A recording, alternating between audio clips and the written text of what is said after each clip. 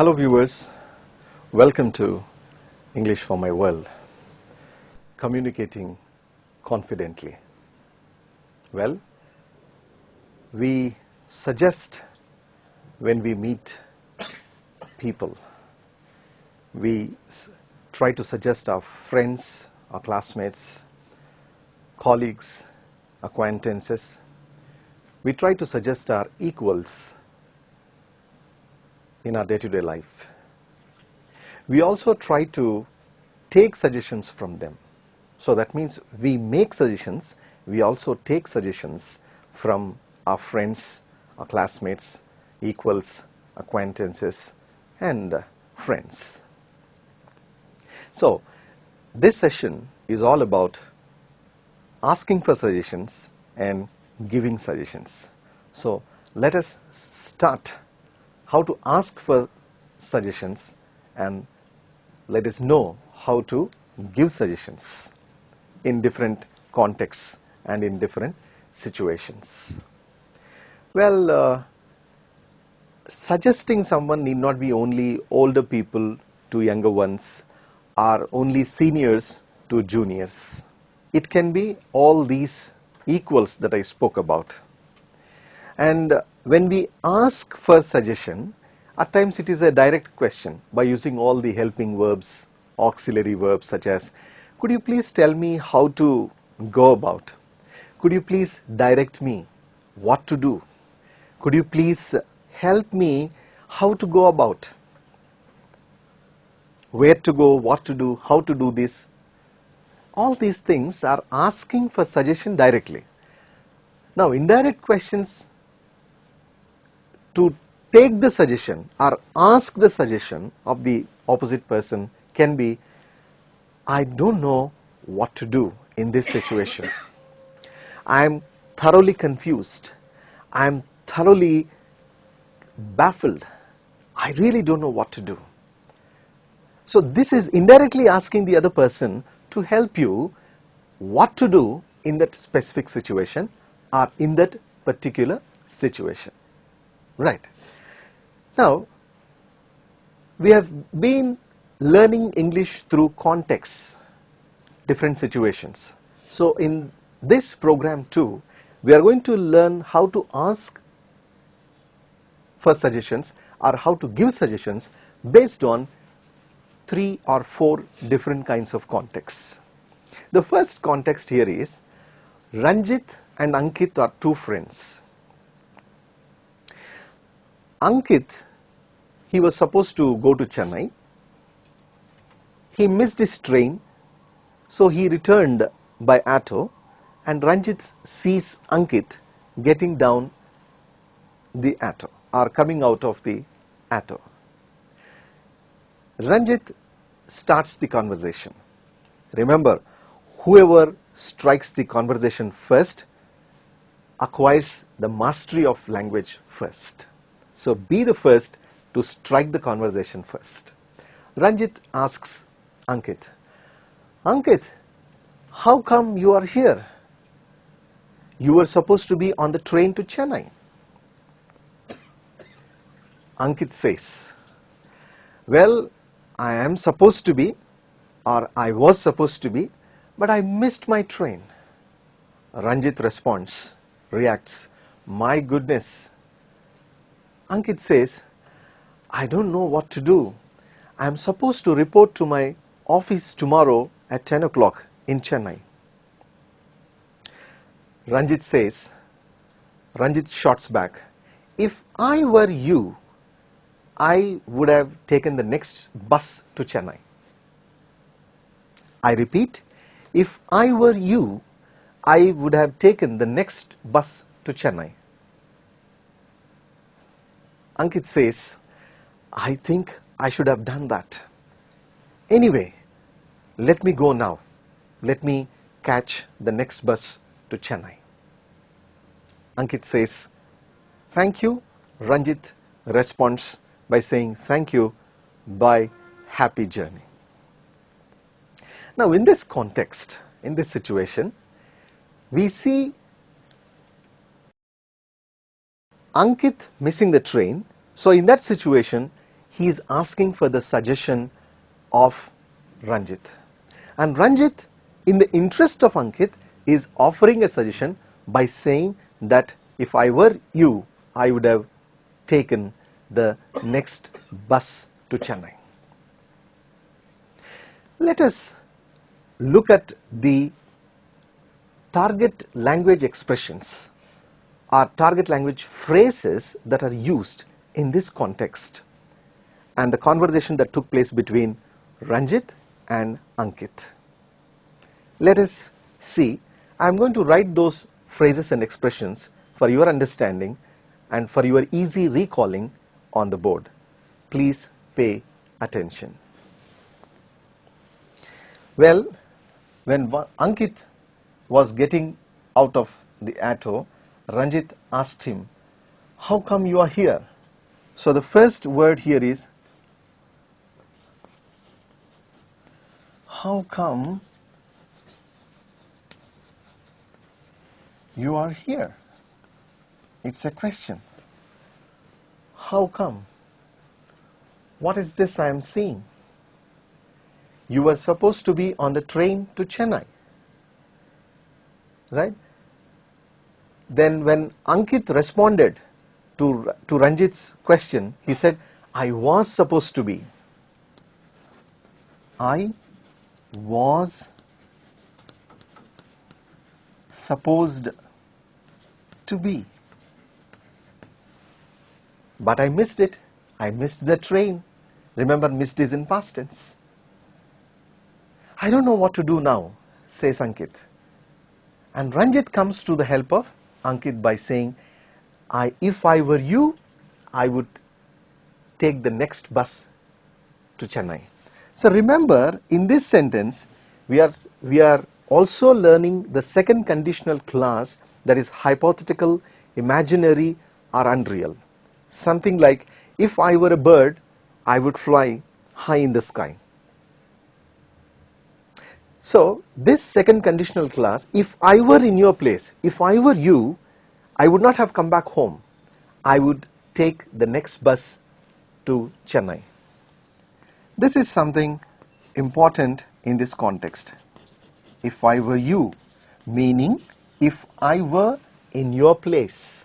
By the conditional clause, if I were you, what we are trying to say is, if I were in your place. Imagination. It's an assumption. If I were you, I would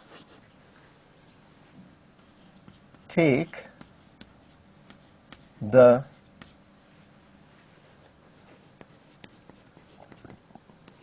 next bus to Chennai. Remember, this were here is used as a helping verb, and that is also imaginary in this imaginary situation or in this hypothetical situation. It's an assumption. Unreal. This is not real. If I were in your place, I would take the next bus to Chennai. So would here indicates definiteness. Definiteness. I would have definitely taken a bus instead of returning home. I would have definitely caught the next bus to Chennai so that I can report to my office in time tomorrow morning. Because you say you are supposed to report to your office at 10 o'clock, to your duties at 10 o'clock tomorrow morning in Chennai.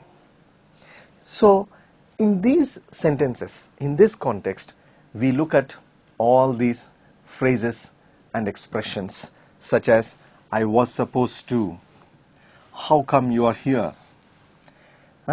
So the actual suggestion is given here.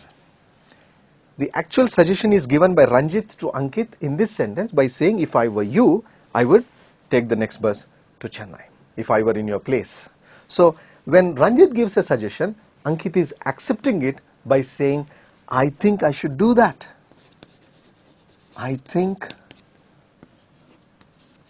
I should do that. I must do that.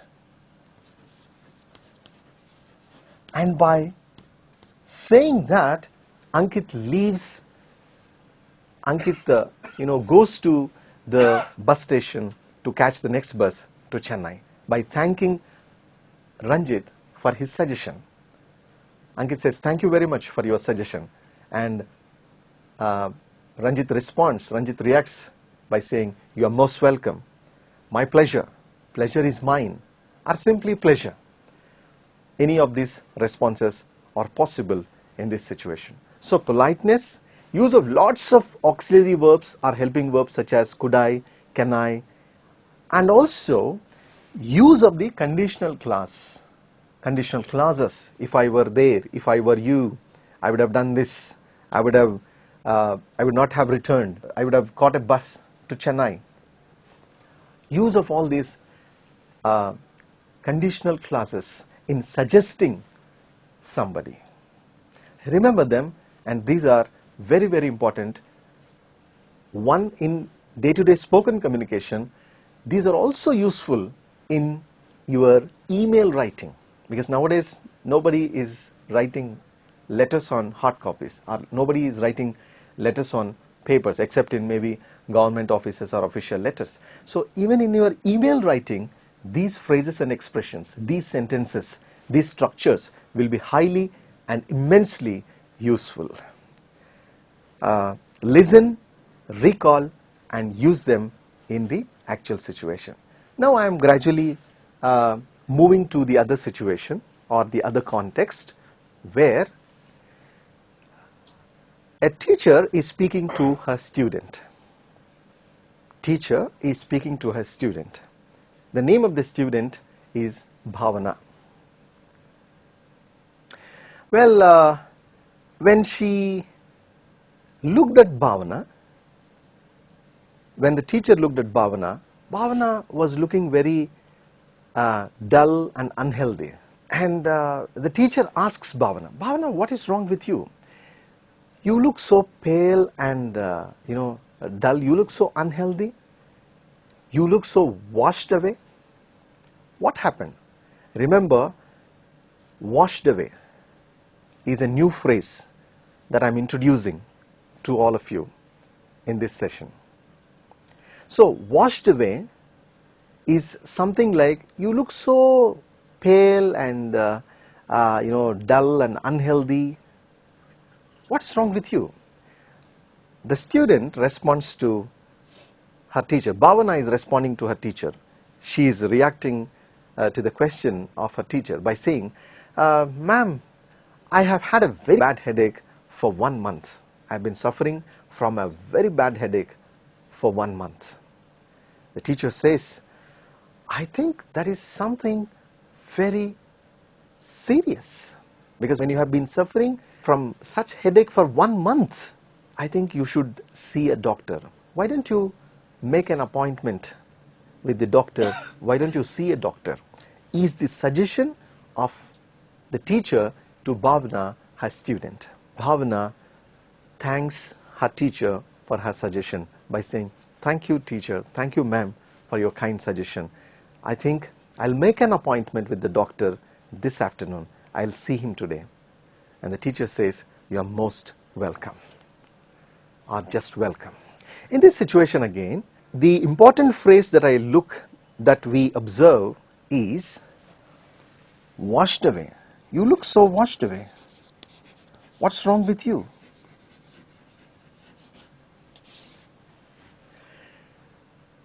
And I told you the meaning of washed away here is you look so pale and you look so unhealthy, washed away. So remember this phrase as a modern expression and try to use this when you talk to people, when you communicate to your friends or to your colleagues or equals, or even your classmates. Yes. And in this place, let me also introduce another word on sickness, that is indisposed. The meaning of indisposed is slight sickness or illness. It can be cough, cold, or fever. We usually say he's down with fever. He's sick, he's ill. These words. So different kinds of phrases and expressions to express different pains and aches in our body. Slight sickness, slight illness. He's down with viral fever. The fever escalated last night. the temperature escalated last night. It was, when I checked last night, it was 99, but in the morning when I checked the temperature, it was 102. So the temperature escalated, or the fever escalated.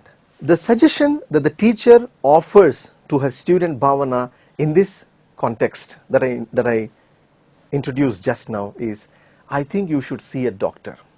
You should not neglect this. Why don't you make an appointment today and see the doctor? I don't think you should neglect this. This might create further problems.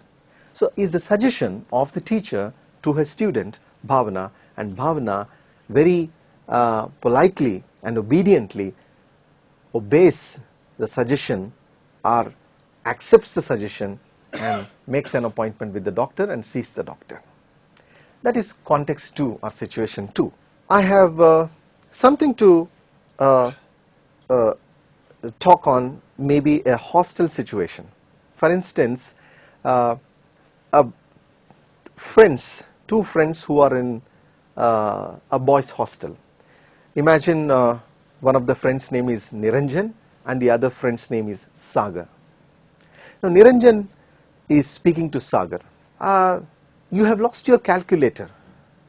Don't you think you are missing things of late in hostel, in your room? Sagar responds, my books, pens, clothes, whatnot, I am losing everything these days. I don't know what to do really. Remember when he said, I really don't know what to do, Niranjan comes to the rescue of Sagar and suggests him, if you do not make a complaint to the warden, you cannot stop these thefts. Remember, this is again open, possible, real condition. First conditional clause. If you are quiet now, you cannot stop these thefts that are happening in your room. I think you must make a complaint to the warden. Why should you keep quiet when you are losing things all the time? And Sagar responds to Niranjan's advice, Niranjan's suggestion, by saying, thank you Niranjan, I think I am going to make a complaint to the warden about the things that are missing. And when Niranjan suggested or advised Sagar about these thefts, he uses one word, don't you think you are losing things of late? Another new phrase that I am introducing is of late. The meaning of late is recently, these days, or even lately is another synonym of the word of late. Lately, recently, these days, these are all synonyms. Don't you think you have been losing things lately? Lately here doesn't mean it is late. Lately here means these days, of late, recently. You have been losing many things. So this is situation 3 that I wanted to express, that I wanted to present in this session. Now, imagine, we have already seen a situation where a teacher and student spoke to each other. I would like to again focus on a conversation between a teacher and a student about the low grade or less marks that the student scored or obtained, secured in his examination. Here the teacher's name is, for instance, Dr. Joseph, and the student's name is Praveen. So Praveen goes to his teacher, Dr. Joseph, and expresses his problem or expresses his low grade or less marks in his examination. He tells his teacher, sir, I think I have scored a rather low score, or I have got a very low score, rather low score in these examinations, especially in English language. The teacher tries to suggest his student, Praveen.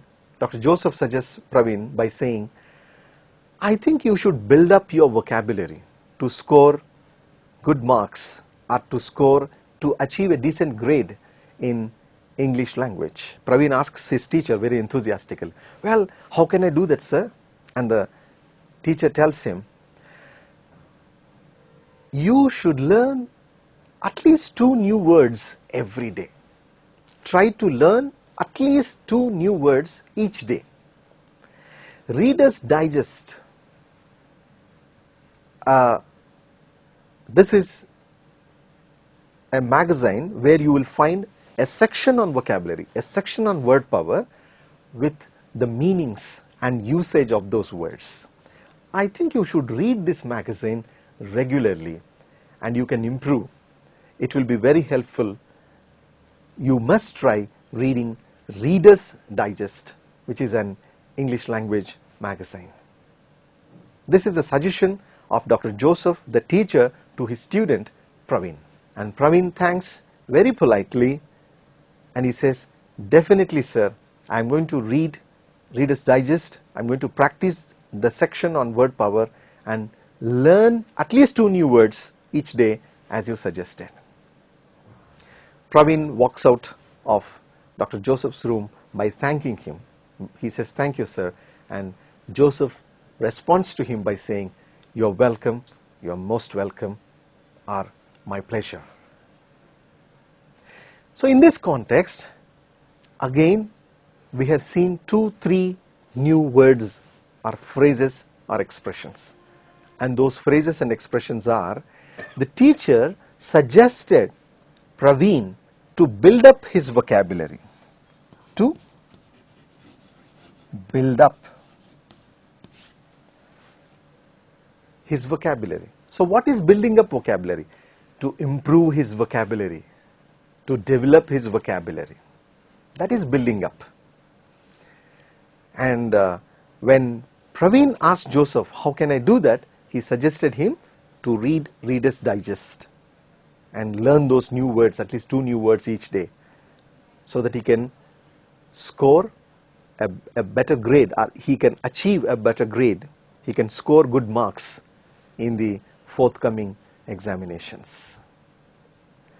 In all these contexts, we have seen different people asking different suggestions, and it may be teacher, it may be a friend suggesting someone about what to do, how to come out of the situation, how to tackle the situation, what would be the best solution to tackle the situation or to overcome the problem. Right. Now that I have introduced around 4 contexts, 4 situations to you, let me also mention what are the targeted phrases and expressions used in asking suggestions, and what are the targeted phrases and expressions used in giving suggestions or helping people in terms of suggestions. So in all the contexts that we have seen, we have tried to learn how to ask for suggestions and how to make suggestions or how to give suggestions. Let us see the phrases and expressions that are used in asking for suggestions and giving suggestions in various contexts. Here we go. So in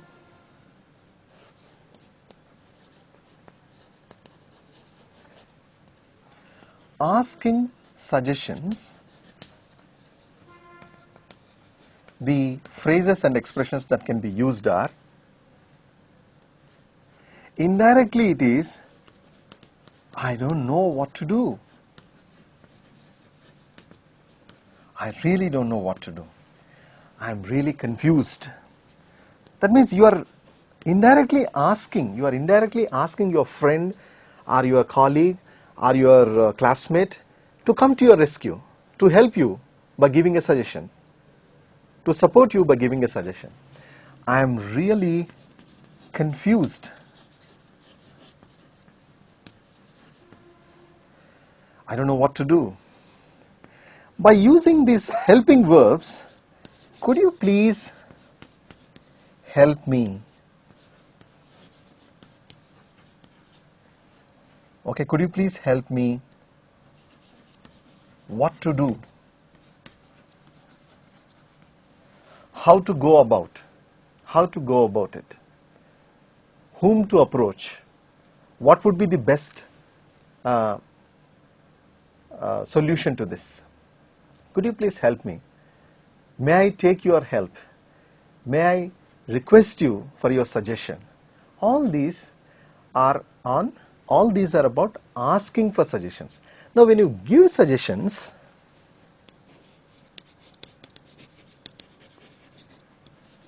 so giving suggestions,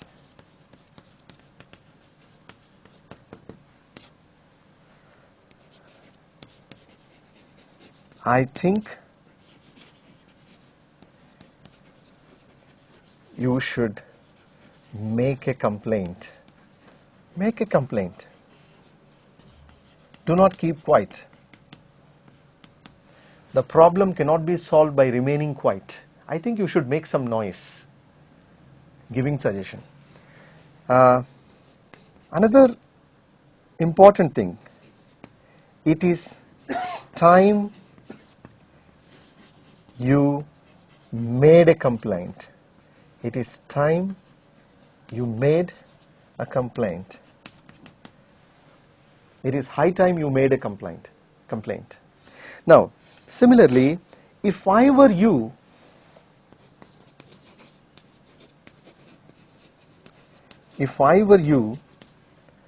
I would teach him a lesson.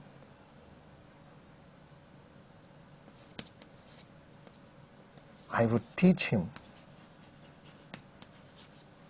a lesson, a very good lesson. I would not have kept quiet. If I were in your place, if I were you, I would teach him a lesson. I would not keep quiet. Similarly, if you want the action to be taken, you should complain.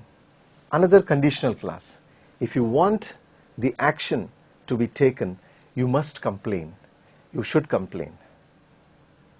I don't think you should keep quiet. So viewers, this is all about asking suggestions and giving suggestions. Remember all these phrases and expressions, use them confidently and successfully in your spoken and written communication. Thank you for watching.